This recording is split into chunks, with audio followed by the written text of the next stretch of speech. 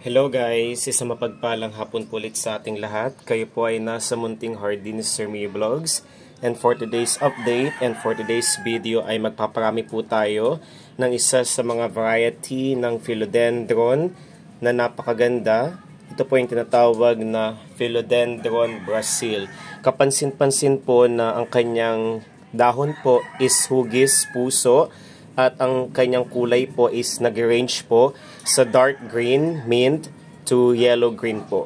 So ito po is considered lucky house plant, money maker, money magnet. Lahat po ng mga ibinabahagi ko ay base lamang po sa aking experience. Simula po nung nagkaroon ako ng ganitong halaman ay hindi po ako makapaniwala sa napakaraming taglay na dulot, ay swerte, siksik, liglig, nag-umapaw na pagpapala at biyaya po ang aking natanggap. So, isa rin pong halaman na ito sa naging dahilan kung bakit po nabalanse po ang dalawang enerhiya na nasa aming bahay, ang hindi maganda at maganda. So, ito pong halaman na ito is napaparami po sa pamamagitan po ng stem cutting at i-propagate po natin siya. Paparamihin po natin siya at pinopagate ko muna siya sa pamamagitan po ng tubig po. Ayan. So, napakaganda ng ganitong halaman. Considered po siya as air filtering at air purifying plants. At isa rin pong halaman na ito sa tagahaltak ng posibleng yaman sa ating bahay. Kung kaya naman po, wag na wag po kayo magpapawala dahil napaka-best na alagaan kahit saang lugar po sa inyong bahay ay tunay na ito po magdadala sa atin ng kaswertihan.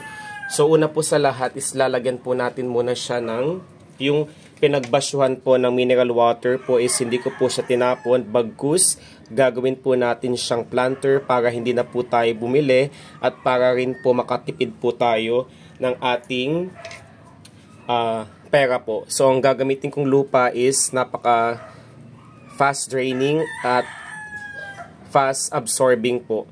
So, napakaganda. Loam soil po. Binili ko po ito sa aking kaibigan na isa rin pong kaplantita. So, napakaganda po niya, diba? Ito siya.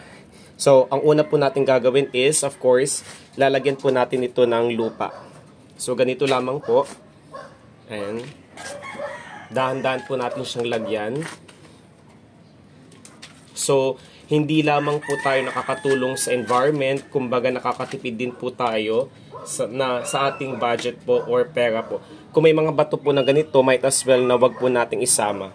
Nakakasagabal po or nagsisilbing hadlang po yon sa paglaki at sa ating halaman po. Kumbaga, yung mga ganitong materialis po, bato, mga graba po ay tanggalin po natin.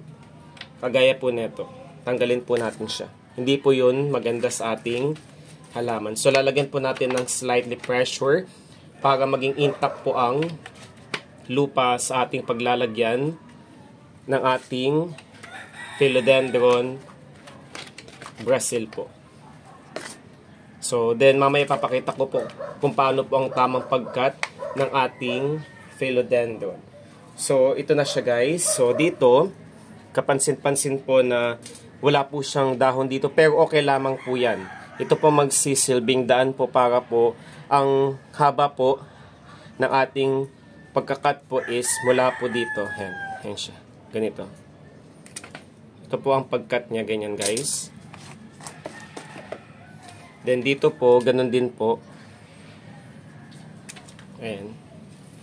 Huwag po kayo mag-alala dahil ang ganitong halaman po is madali po siyang mabuhay po. Basta ilalagay po natin siya sa lilim. Ayan. Ganito po siya. Then dito, ganun din po.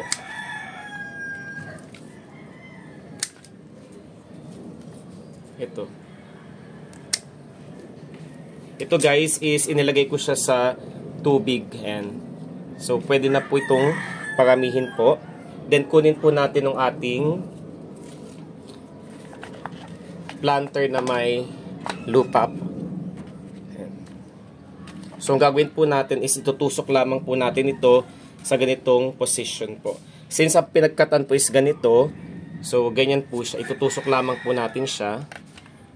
Kung hindi po kaya, gumamit po tayo ng stick po. Or, gumawa po tayo ng hole dito sa pinakagilid. Ayan. Saka po natin siya ilalagay ng ganito. Then, isisiksik po natin siya kagaya po neto. Okay?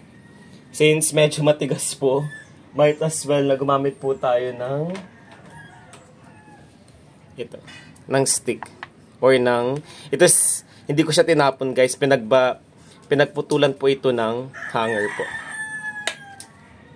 Ganyan siya. Ayan.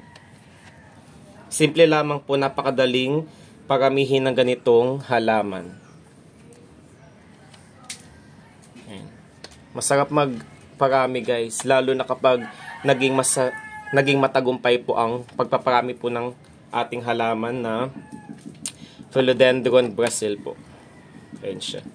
Scrappy girl. Ayan.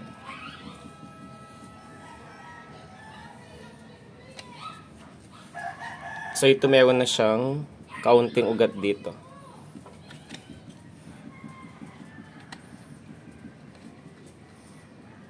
Saka po natin siya didiligan maya-maya po. Ayan.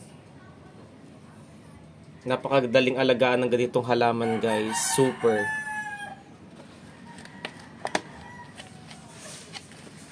Ayan.